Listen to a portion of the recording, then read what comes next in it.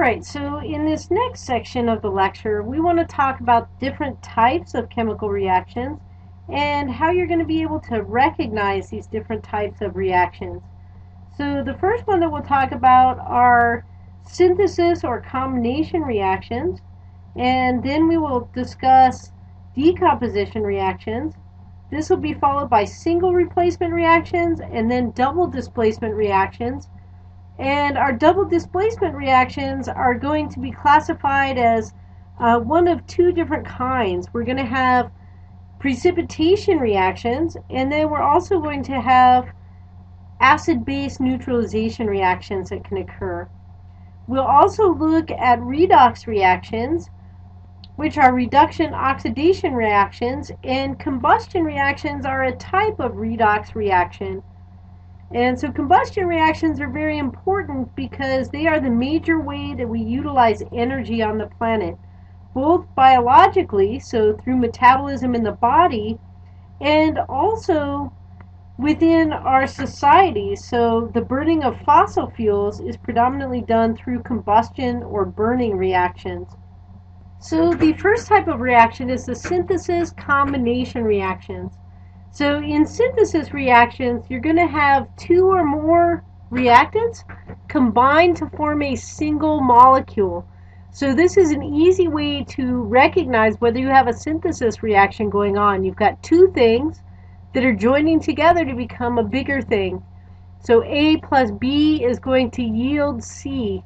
And so iron oxide would be a good example of this. When you have a rusting reaction going on, you've got iron in the solid form reacting with oxygen in the atmosphere or oxygen gas to create iron oxide. And this would be iron 2 or iron 3 in here.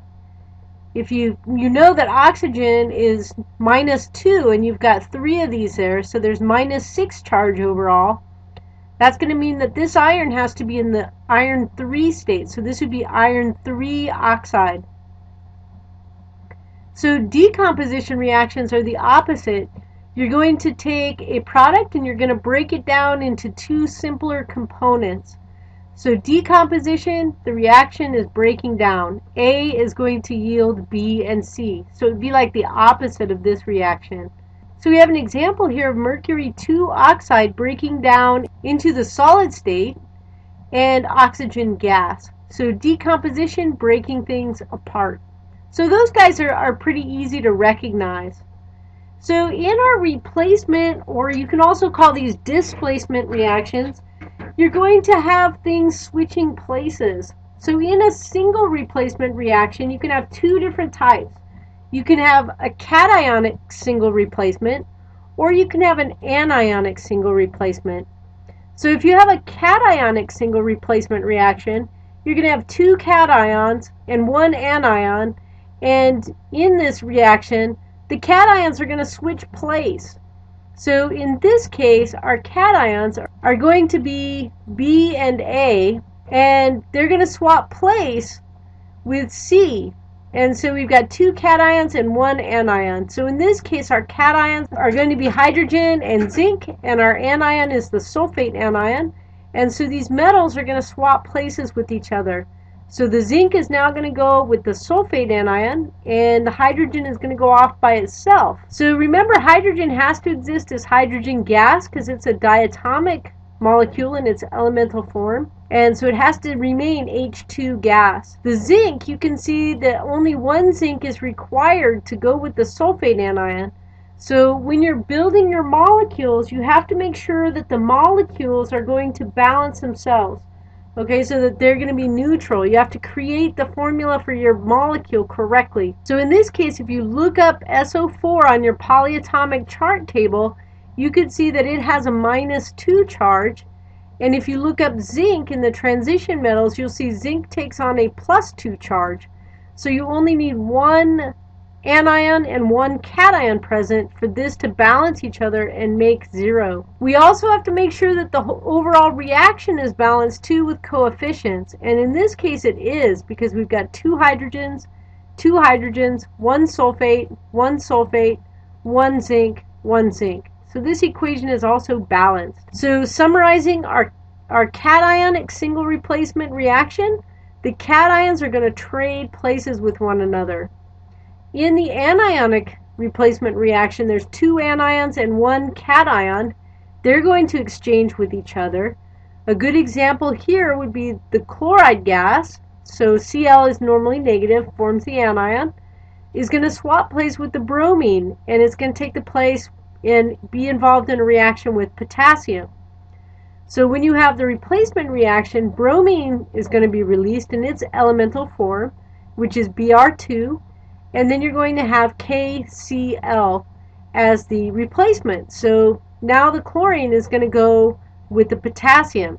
Oh, this reaction is also balanced because we've got the 2 coefficient in front of the potassium bromide, yielding 2 potassiums, which is also equivalent here, 2 times the K, 2 potassiums, 2 bromine on this side, and we've got the Br2 on this side, and then 2 chlorines to balance the 2 chlorines on this side.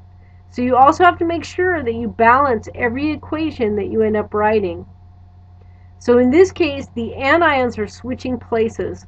So our double replacement reactions, we're going to have 2 cations and 2 anions that are going to be trading places with each other. So it's like they're swapping partners. So there's 2 major types of double displacement reactions or double replacement reactions that we're going to have. The first one is called a precipitation reaction.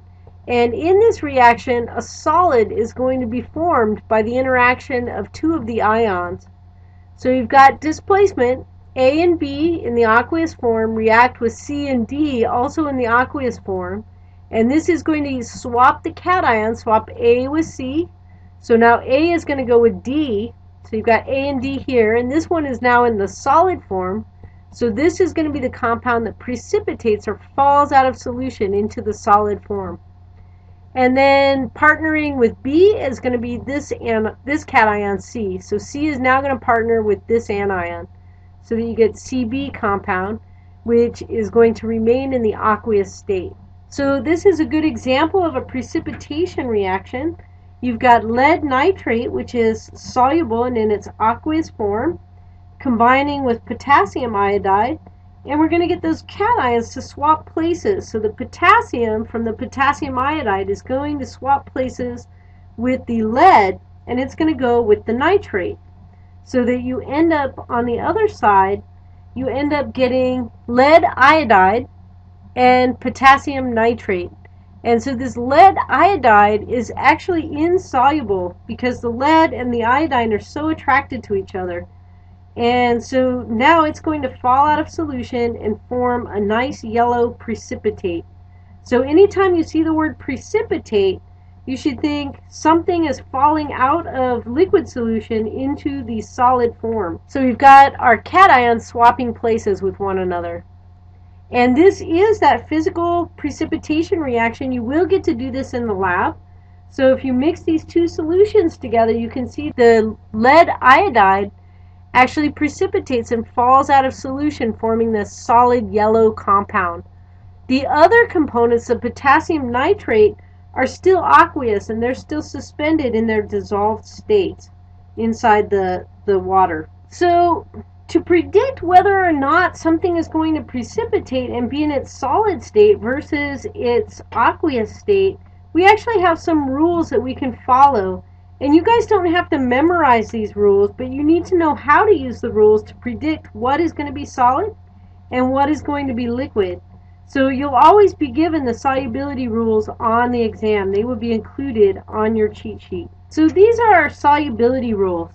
So the first rule is that all common compounds of group 1 and ammonium ions are soluble.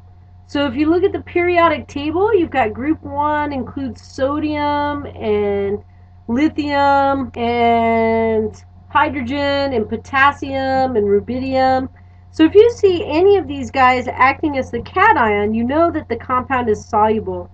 And one thing about our solubility rules is that rule number 1 trumps all the other rules.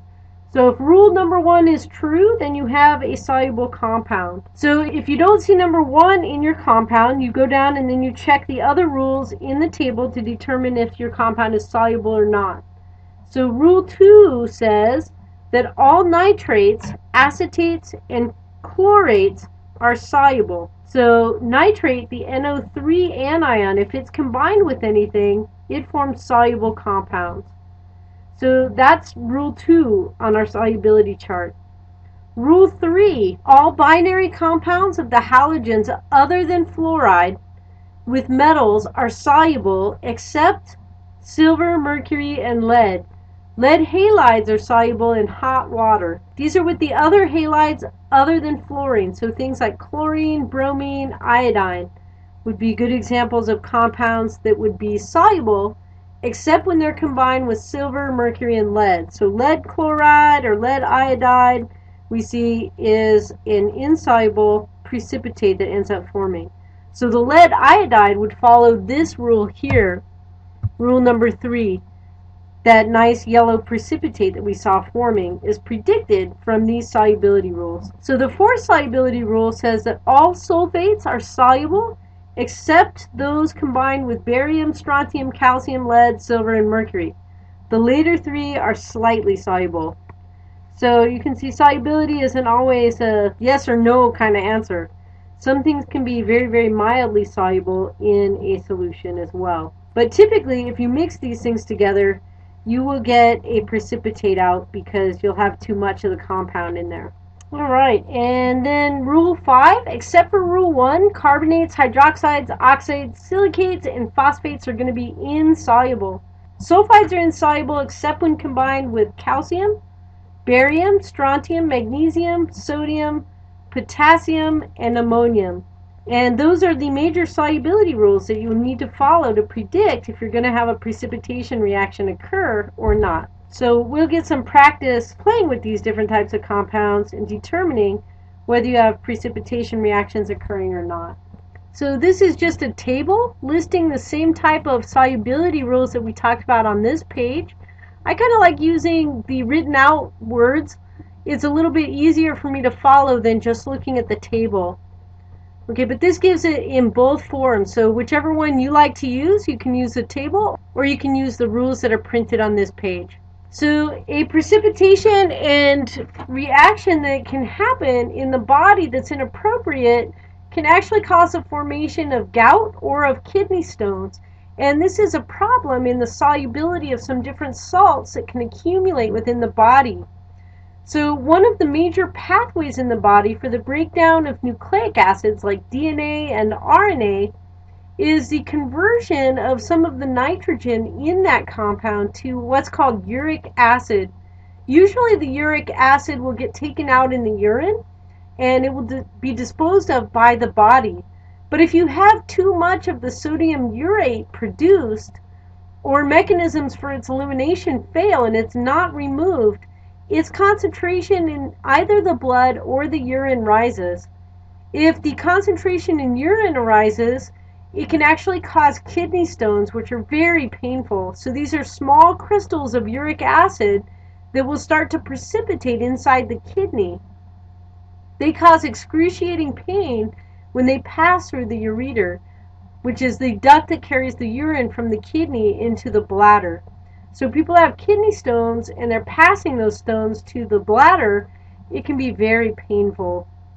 Gout, on the other hand, would occur if you have the precipitation of this sodium urate inside soft tissues, which can happen as these deposits form from the bloodstream. So if uric acid is too high within the blood, it'll get deposited into soft tissues around the joints.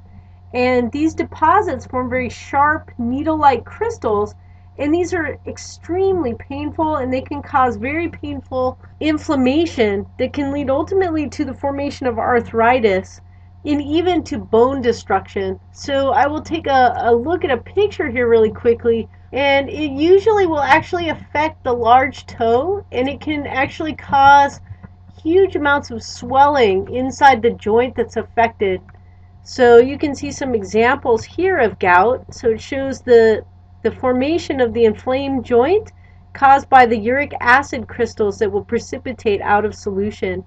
You can see this person has gout in her fingers, and so you can see it causes a huge amount of displacement of that joint material. This is very, very painful. So you can see this person's got gout in the foot, or the accumulation of uric acid crystals within the foot. So this person's got gout in the toes as well. Very, very painful condition. So those are the synthesis, decomposition, single replacement, and double displacement reactions with our precipitation. We'll also talk about double displacement reactions as acid-base reactions in the next talk.